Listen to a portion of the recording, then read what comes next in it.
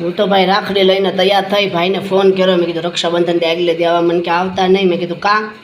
મને કે અમે તો બગદાણા અને બધામાં જવાના છે એ કે અમરનાથ ને અમે તો ગોઠવણી થઈ ગઈ કે.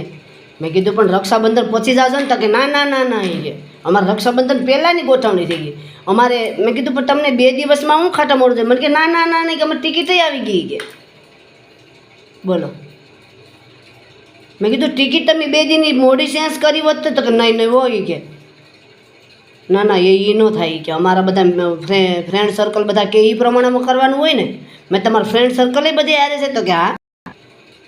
તો અમારે બધું રાખડી બંધનનું પૂરું બંધ. તો કે આ વખતે તમારે રાખડી બંધનમાં એ કે ડાઉનલોડ છે. લ નહીં ડાઉનલોડ નહીં, આપણે શું કહેવાય? હા ઓલું આપણે ભાઈ મને સારું આવડતું જ નથી. લોકડાઉન છે. જો મને યાદ આવ્યું. આવડે નહીં ને, ભણેલ નહીં ને બહુ. એ કે ઓન રક્ષાબંધનનું લોકડાઉન. બોલો હું કરી લેવું? એટલી ત્યાર થઈ. હવે કોને કહેવા જાઉં? આ ઘરની કોને કહેવા જાવી? બોલો. હવે ભાઈ છે ઘરવાળાઓ તો હજી 5 ઠેકાણે વાતો કરી. હગા ભાઈની વાતો તો ન થાય. કોઈ બેનનું ભાઈની વાત તો ન કરે. પોતાના ભાઈની કોઈ પણ બેન વાત ન કરે. અને ઘરવાળાની હોય તો 7 ઠેકાણા કરી, અને દેરની હોય તો 7 ઠેકાણા કરી. હું પોતે કહું, હું પોતે મારા ઘરવાળાની દેરની હોય તો 7 ઠેકાણા કહી આવું. અમારા ભાઈની ભૂલ નથી. રક્ષાબંધન કરીને જવાય કે આ જોઈ જાણીને અહીંયા રક્ષાબંધનથી બધી ગોઠવણી કરીને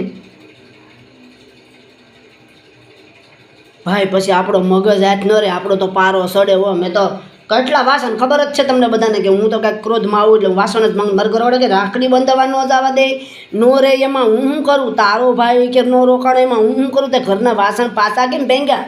હું અહીં આવ્યા હતા તો મેં ડિનર સેટનો ભૂકો કરી નાખ્યો. હું ક્રોધ ઘરમાં ઉતારો.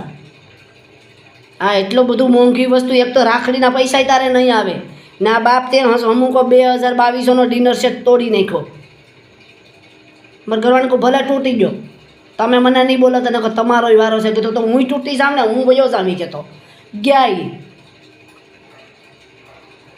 ને મારા ઘરવાળાને ફોન આવ્યો મારા ભાઈનો કે તમે ક્યાં છે? તો કે હું આ જગ્યાએ છે. તો કે આ જગ્યાએથી મારી બેનનું ગિફ્ટ છે, રક્ષાબંધનનું લઈ આવો. આ સરપ્રાઈઝ છે, તમે કહેતા નહીં. અરે તમે કહેતા નહીં. હું એ કે પહેલાં કહી દેજા ને સરપ્રાઈઝ હોય નહીં કે આ ડોહીએ 2200નો ડિનર સેટ તોડી નાખ્યો તમારી બેનને. એ તમે ના પાડીને ખીજમાં આવી કે તમને ખબર તો છે ખીજમાં આવે એટલે.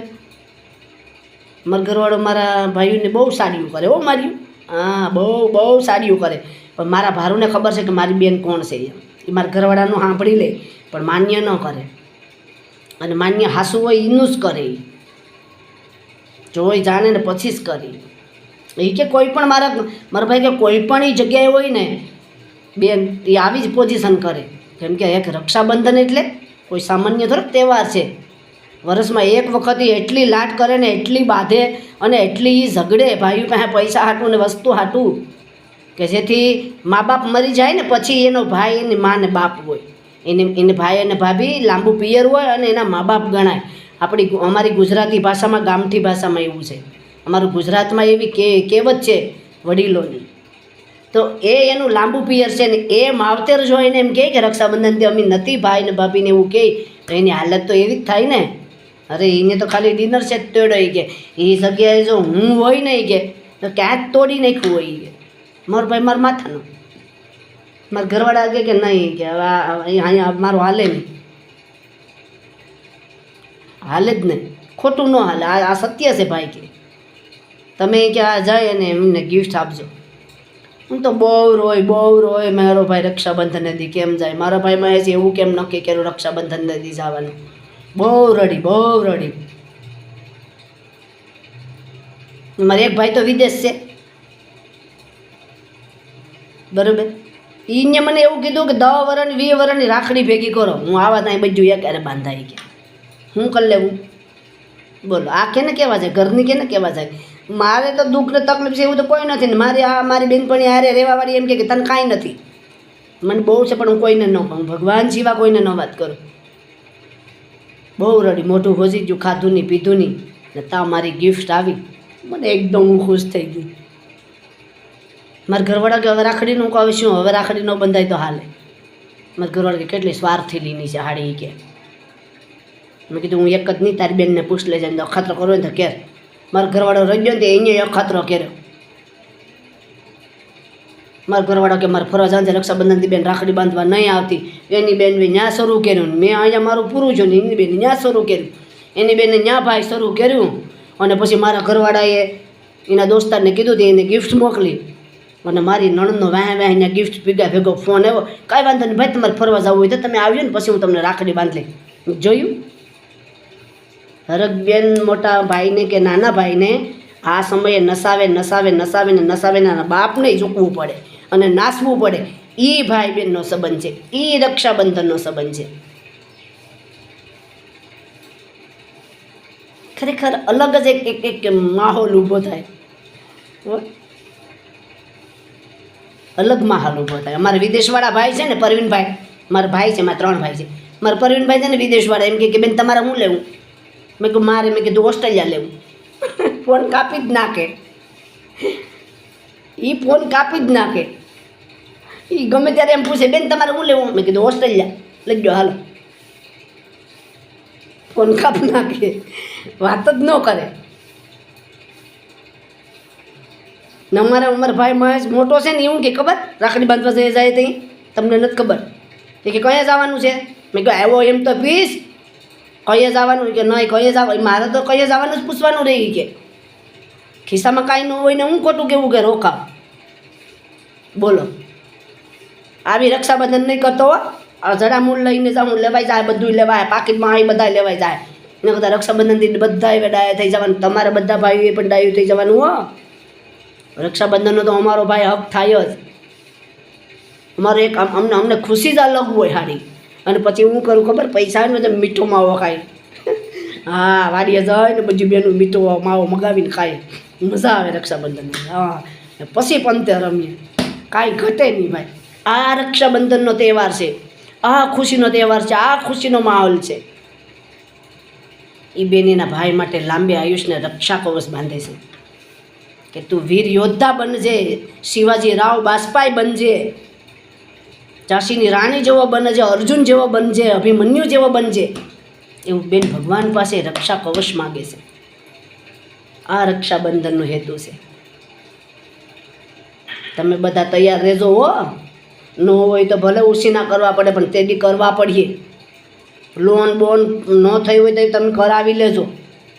હા, બધાય ભાઈઓને, પૂરા ભારત દેશના નહીં પૂરા વિશ્વના ભાઈઓને કહેવામાં આવે છે રક્ષાબંધનની તો લોન ઉપાડવી પડે, ન હોય તો ભાઈ એ નહીં બને. એટલે એમાં તો હાલશે જ નહીં.